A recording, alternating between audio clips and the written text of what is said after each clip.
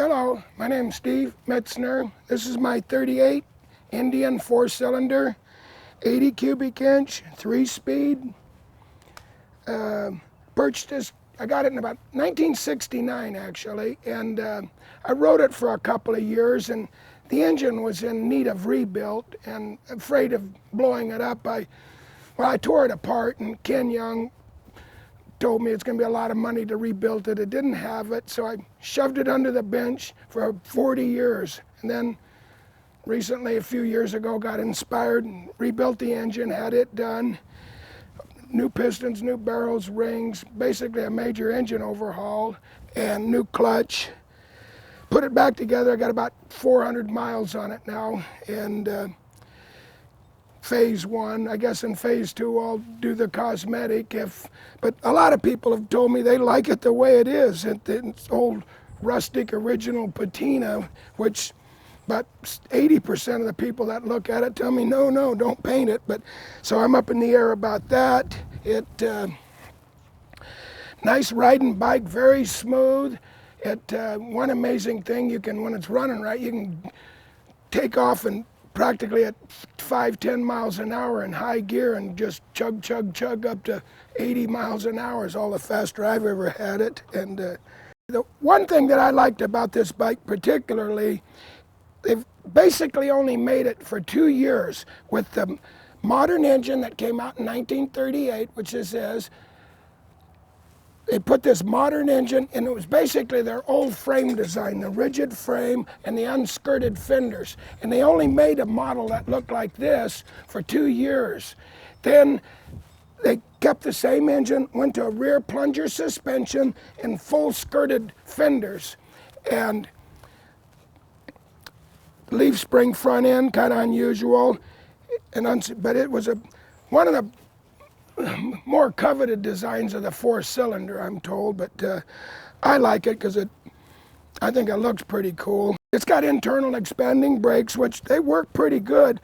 One thing that's really nice about it, it's got a 5-main bearing crank, a 50-pound flywheel, which makes the thing run incredibly smooth. You get it rolling down the street, and I've had Gold Wings and Harleys, and it's approaching the smoothness of a Honda Goldwing. It's pretty smooth as far as I'm concerned, and I enjoy it. It's comfortable to sit on with a big tractor seat, and it's a really nice bike to ride. You knowledgeable Indian aficionados out there would notice this is the wrong year of tank. It's an Indian 4 tank, but it's a 1941 model, and evidently somebody had a problem and changed the tanks long before I got it. This should have a big Indian decal on it, which looks pretty cool, but this has the emblems, and there's a few other non-original. The headlight's not original, and the horn, but basically everything in it is original. The cases are matching numbered cases. The engine numbers match the frame number, which makes it a lot better than non-matching parts. This is kind of cool. The automatic distributor vance. It's a generator, but the distributor is driven off the back of the generator and advances off the twist grip. Got the original toolbox. It originally came with both the center stand and a rear stand, speedometer. One thing that amazes me is how well these wheels spin. To me, very good bearings in them. And I spun the front one the other day, and it ran for 4 minutes and then started going back and forth like a bicycle does, but got good bearings in it. Parts are expensive for it. In fact, a reproduction emblem I had to purchase the other day is only $70, and you have to buy parts for them. They're very expensive, but they are available. One thing nice about it, parts can get pretty much everything you want for it if you got the money for it. In '69, when I got this, gosh, just out on the streets, I had never seen a 4-cylinder myself, and had a lot of motorcycles before I had this one, and I'd never seen a lot of Indian Chiefs and 80s and 74s and Scouts, but I'd never seen them. This was the first four-cylinder I'd ever seen in person, and of course when I got it, then I was introduced to Ken Young, and you go down there and he's got a shop full of them, and didn't know there was that many around, but once you get something, then you'll find, but this was number 57 in the year run that they made it. It's the serial number indicated it was the 57th one built in 1938. But I haven't been able to locate production run numbers. I have no clue how many were made, and I would like to find that out. One feature that this bike has that kind of amazed me is the number of Zerk grease fittings it has. It's got, on the front assembly here, it's got probably about 14 Zerk fittings. Every joint and pivot and brake and wheel bearings can all be greased with a grease gun, and probably totally 20 to 30 Zerk fittings. A Zerk fitting for the seat and rear wheel bearings, all of the pivots and brake arms, and it's got a lot of different grease points on it that supposed to be greased periodically.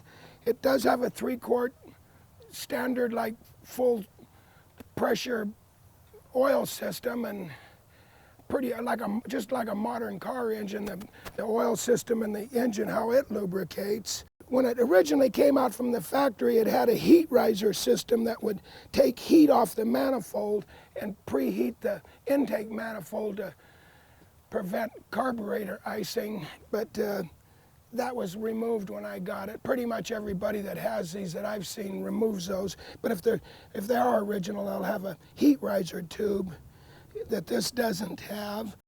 The throttle cables are, of course, inside the handlebars. I thought that was kind of clean, where the throttle and the spark plug advance are hidden inside the handlebars.